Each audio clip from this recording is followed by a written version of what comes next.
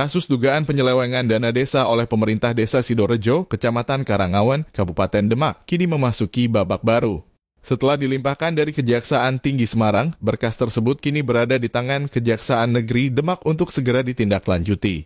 Ketua Umum DPPLB HMBP Sidorejo Budi Purnomo bersama timnya hadir di Kejaksaan Negeri Demak sesuai petunjuk dari Kejaksaan Tinggi Semarang. Mereka mendesak agar dugaan penyelewengan dana desa yang diduga dilakukan oleh Kepala Desa Sidorejo segera diproses secara hukum.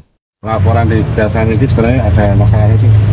Untuk laporan di Kejaksaan ini terkait masalah korupsi dana desa dengan aspirasi juga, di mana laporan Kejaksaan ini ada info bahwa laporan dilimpah ke Kejaksaan Negeri. Maka dari itu kami selaku lembaga bantuan hukum meng-cross-check kebenaran pelimpahan tersebut. Ternyata kita sampai ke sini untuk pelimpahan belum sampai ke sini.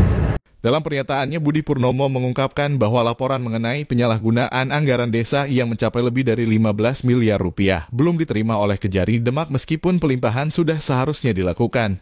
Laporan tersebut mencakup penggunaan anggaran dari tahun 2020 hingga 2023. Sampai ada kerugian negara bukan? Untuk kerugian semua total dana yang masuk dari tahun 2020 sampai 2023 sekitar 15 miliar. Dan dana itu digunakan oleh Pak Kepala Desa atau yang lain? Di Pak Kepala Desa sama ada oknum anggota Dewan juga. Itu semuanya dari aspirasi atau semua ada? Campur, dari aspirasi, dari DD sama dari PAD. Ibaratnya dana DD tapi di atasnamakan aspirasi? Ya, seperti ini. Dan dibalik juga dana aspirasi dibuat sama dana desa.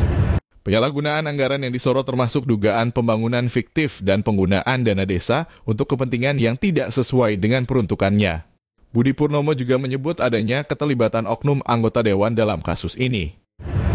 Indikasi awal adanya kecurigaan terkait bangunan. Bangunan perpustakaan yang dianggarkan dari dana desa itu di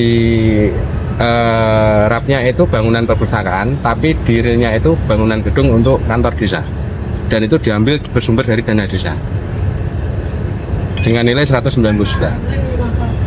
Tapi dari keterangan RW setempat belum ada pembangunan. Untuk keterangan RT RW kemarin sudah memberikan klarifikasi ke kita bahwa untuk bangunan di RW masing-masing tidak ada. Dari BPD sendiri apa ada? Dari BPD juga menerangkan ke kita, bahkan membuat surat pernyataan juga bahwa terkait untuk musdes dan segala macam BPD tidak pernah dilibatkan terkait untuk bangunan proyek. Selain itu, Federasi Advokat Republik Indonesia yang diwakili oleh Carawidianto Putra Abdul Abdhani menyoroti dugaan penyalahgunaan anggaran bencana di Desa Sidorejo. Dana sebesar 150 juta rupiah yang seharusnya digunakan untuk penanganan bencana diduga dialihkan untuk keperluan lain. Mengenai anggaran bencana yang dialokasikan di Desa Sidorejo dengan anggaran 150 sekian juta itu dialihkan ke dana BLT. Jadi dari pemerintahan pusat yang sudah mengelontarkan dana BLT tersebut itu ditambahi dengan dana bencana. Jadi dijadikan satu dana tersebut. Ini seperti COVID juga? Ya seperti COVID juga.